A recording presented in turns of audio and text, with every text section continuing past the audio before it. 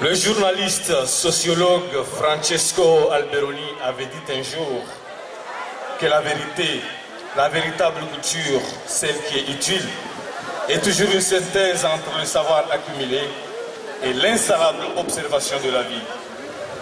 Excellence, Monsieur Assoudine Abdallah, ambassadeur plénipotentiaire de la République des Comores en République sénégalaise. Excellence, Monsieur le chargé d'affaires des Émirats Arabes Unis, Monsieur Dayo Diop, directeur de l'Institut professionnel de l'entreprise, parrain de cette cérémonie, honoré Madame Daoudadja, marraine et maman de notre communauté, honoré professeur d'Embassi, maître de conférences agrégé à la faculté de droit de l'UCAD, Monsieur Papaï Bloussard, ancien premier directeur de la Maison de la Culture de Tassek, Madame Fatou Diallo, directrice des services son et lumière du ministère de la Culture, distingués invités, mes chers compatriotes, Mesdames, Messieurs les membres du Conseil des sages, Mesdames, Messieurs les membres du commissariat aux comptes, mes chers collègues du comité directeur, honorables directeurs des écoles et instituts partenaires, mes chers homologues, présidents des différentes communautés étrangères vivant au Sénégal, distingués compatriotes, si je dois continuer à citer toutes les personnalités qui sont présentes dans cette cérémonie, on risque de passer toute la soirée. C'est pourquoi je me vois dans l'obligation de restreindre les noms. Mesdames, Messieurs les membres de la délégation du ministère de l'Intérieur, honorés doyens de notre communauté, distingués commensals, il y a exactement 29 ans, les jeunes Comoriens ont décidé en commun accord de créer une amicale qui devait répondre à plusieurs nécessités. Parmi elles, celle de rayonner la culture comorienne à travers ce beau pays qu'est le Sénégal, ce terroir universel de la culture. Ce soir, Mesdames, Messieurs, je fais un rêve comme Martin Luther King. Je fais un vœu comme le Dalai Lama. Je fais un serment comme le juge Brown. Et ce vœu, ce rêve, ce serment sera pour moi de nous voir un jour tous unis pour célébrer ensemble, les mains dans la main, la culture des États-Unis d'Afrique.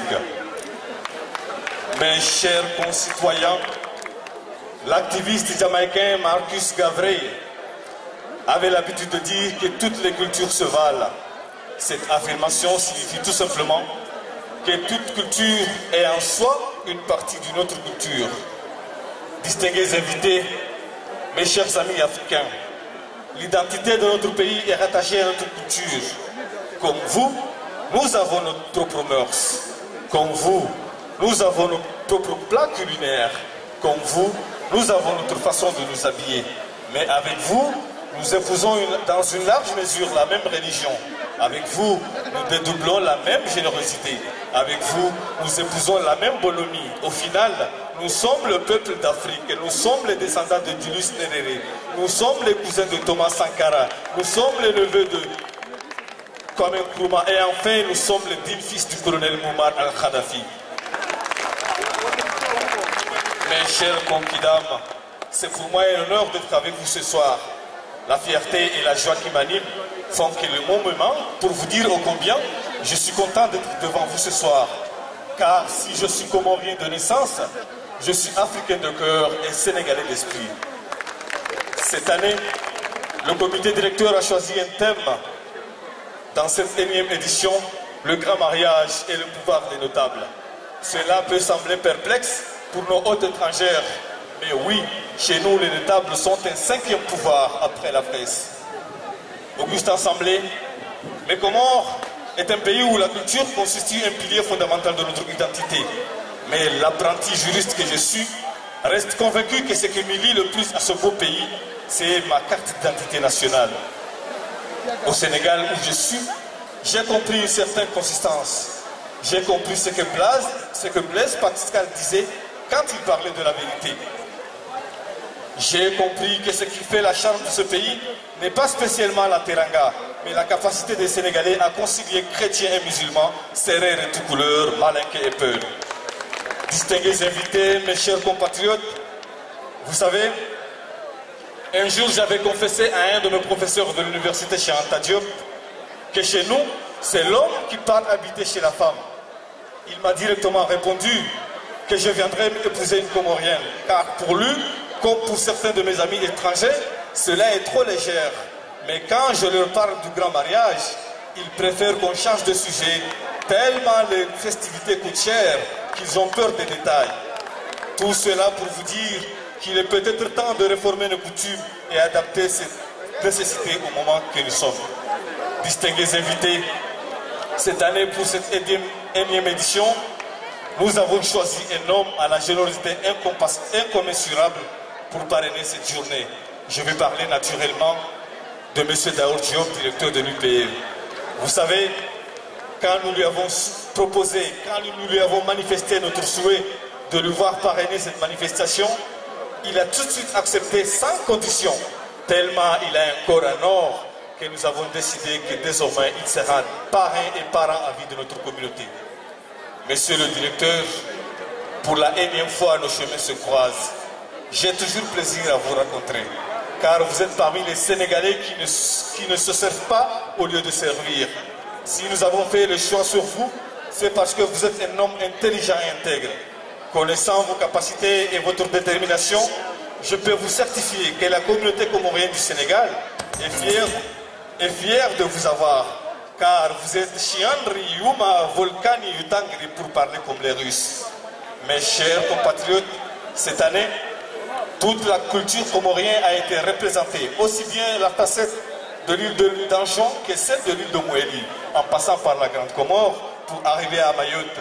Et oui, à Mayotte, car Mayotte est et restera comorienne. Mes chers concitoyens, j'avais, avec mon comité directeur, invité des communautés étrangères pour venir partager avec nous cette chose qui nous tient à cœur et que nul ne peut s'en soustraire. Je veux dire haut et fort que les efforts de la communauté congolaise, de la communauté capverdienne, de la communauté djiboutienne, celles du Gabon sont à saluer, car ils savent aussi bien que nous que pour Henry Ford, que se réunir est un débit, rester ensemble est un progrès, mais travailler ensemble est une réussite. Honorables invités, le choix qu'on a fait de venir célébrer la culture comorienne ici même n'est pas fortuit, car il faut rendre aux Gaulois ce qui leur revient de droit. Et cet espace n'est rien d'autre que le temple de la culture. Mes chers amis africains, beaucoup sont ceux qui ont écrit sur la culture africaine. Mais c'est Abbé Gumbana qui nous connaît si bien et qui a beaucoup parlé sur nos us et coutumes. C'est ce même Gumbana, c'est ce même Éthiopien qui nous connaît si bien et qui a dit que l'Européen considère la culture comme un caprice, fut-il un caprice de Dieu. L'Américain comme le fait de la nature, mais l'Africain considère la culture comme un fait de la volonté des hommes. Cette volonté africaine de faire l'histoire pour ne pas la subir, c'est cette volonté, la même qui vous a conduit à la maison de la culture tout à sec.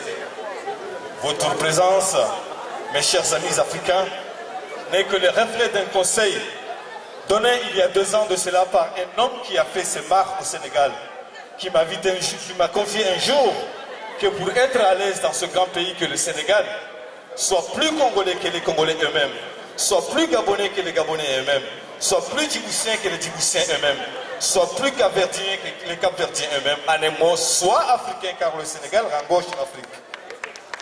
Mes chers amis, je voudrais, avant de prendre congé avec vous, vous dire mon sentiment de satisfaction de vous voir tous ensemble dans ce haut culture. Ceci témoigne encore une fois votre attachement à notre culture et à notre identité.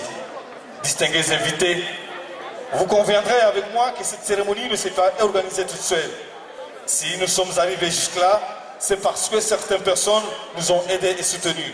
C'est pourquoi c'est le lieu de magnifier, au nom de la communauté comorienne, toute notre gratitude et notre reconnaissance envers ceux qui nous ont aidés. Car, comme disait Vicente Espinel, le malade est plus reconnaissant à la médecine qui le guérit qu'au conseil que lui préserve. C'est pourquoi je tiens à remercier notre cher parrain, M. Diop, ainsi que notre maman à tous, Madame Daoudjadja, chère Mamadja, même si vous n'êtes pas là ce soir, Je veux que vous retrouviez en certains mots, ces quelques mots, la communauté vous sera toujours reconnaissant, ainsi que votre mari.